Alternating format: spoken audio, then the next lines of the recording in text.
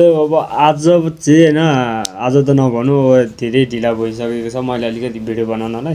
अब हिजोको match Zimbabwe versus west इन्डिजको म्याच थियो 7:15बाट चाहिँ होइन।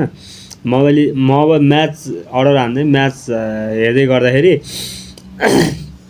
म्याच सुरुमा म्याच हेर्दा त लागिरहेको थियो कि 1-2 ओभर हेर्दा त अब धेरै टार्गेट त के लाएर वेस्ट इन्डिजले होइन अब जिम्बाब्वेलाई त्यही हो 160-70 को टार्गेट दिला भन्ने सोचिरहेको थिएँ।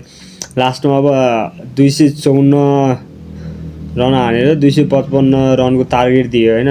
अब जिम्बाब्वेले पनि अब गर्नु सकेसम्म गरेकै हो गर्न त होइन। अब सबभन्दा बढी चुटिएको भने अझ जिम्बाब्वेकै क्याप्टेन सिकन्दर राजा अझ 3 ओभरमा नै कति 52 रन हाने। 52 रन अब खर्चिन परिरहेको थियो होइन सिकन्दर राजाले। अनि त्यस्तै डाइन मायर्सले अब 1 ओभरमै 19 रन खर्चिन परिरहेको थियो होइन। ब्रेट इभान्स भन्नेले अब राम्रै गरे हो भनौँ होइन। अब उनले बलिङमा मात्रै नभएर उनले चाहिँ अब ब्याटिङमा पनि एकदम राम्रो गरेका थिए होइन। उनले ब्रेट इभान्सले चाहिँ अब 4 ओभरमा 46 रन खर्चेर 1 विकेट लिन सफल भएका थिए भने अब अर्को अब मुजरा बानी भन्नेले चाहिँ अब 4 ओभरमा 42 रन दिएर 2 विकेट लिएका थिए भने अर्को रिचार्ड भनिन्छ होइन। रिचार्डले चाहिँ 4 ओभरमा नै 47 रन खर्चेसँगै 2 विकेट लिएर टिमलाई अलिकति सहज बनाएका थिए होइन बनाउन चाहिँ। तर पनि अब धोबी नै खाए भन्दा केही फरक त नपर्ला है।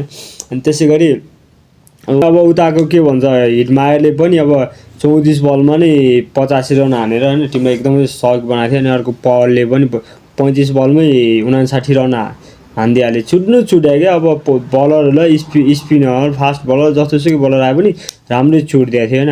अनि त्यहाँमाथि अब T20 वर्ल्ड कपको अब दोस्रो नम्बरमा पर्न सफल भएको छ होइन। सबसे हाइएस्ट रन हान्ने मध्ये दोस्रो नम्बरमा चाहिँ अहिले वेस्ट इन्डिज परेको छ। त्योभन्दा अगाडि 2007मा केन्या विरुद्ध चाहिँ श्रीलङ्काले कति 20 ओभरमा 6 विकेट गुमाएसँगै 260 रन हानेको थियो भने त्योभन्दा अब अहिलेको सिचुएसनमा भनौँ त्यसपछि चाहिँ अब वेस्ट इन्डिजले अब कति 254 हाने जुन जिम्बाब्वे विरुद्ध होइन। जिम्बाब्वे विरुद्ध यति ठुलो रनमा हान्छ भने चाहिँ सोचेको थिएन होइन। 150, 60, 70सम्म हान्छ भने सोच्दा त्यति हान्थ्यो। अब अनि एउटा ठुलो गल्ती त के गर्यो भने जिम्बाब्वेले अब हुन त अब वानखडे स्टेडियममा होइन जो कोहीले त्यही नै गरिरहेको टस जितिसकेपछि बलिङ नै रोजिरहेको छ। अब के गल्ती भने चाहिँ गल्ती गरेको भन्न मिल्दैन त्यसलाई। अब जे भयो